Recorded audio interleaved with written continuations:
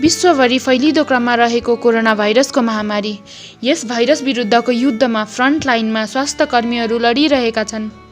अहिलेको स्थितिमा स्वास्थ्य कर्मीहरू युद्ध भूमिको बीचमा हतियारको अभावमा लडिरहेका सिपाहीहरू जस्ता छन्। Oxygen, ventilator, PPE, mask, sanitiser जस्ता सुरक्षा सामग्रीहरूको अभावमा पनि काम गरिरहनु परेको छ। आँखा अगाडि बिमारीहरू छटपटाई मृत्यु भएको देखेर पनि निडर भई काम गरिरहनु परेको छ।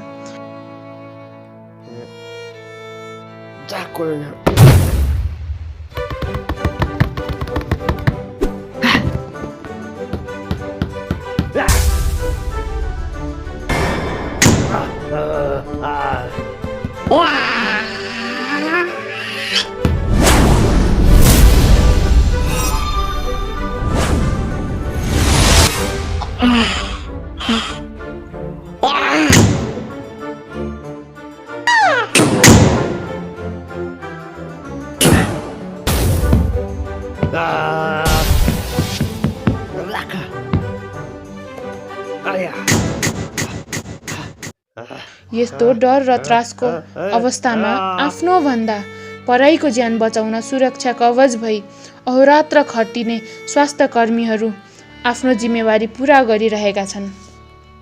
आफ्नो जीवनको परवाह नगरिकन अस्पतालको विभिन्न भागमा पिपिई लगाई मास्क र पन्जाको भरमा मात्र दिनरात खटिरहेका छन्।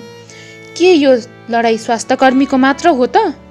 सबैले आफ्नो ठाउँबाट महामारी सम्बन्धी प्रोटोकल अपनाउन जरुरी छ। सबै क्षेत्रबाट आफ्नो भूमिका जिम्मेवारी पूरा गर्ने हो भने यो महामारीमाथि चाँडै विजय हासिल गर्न सकिन्छ।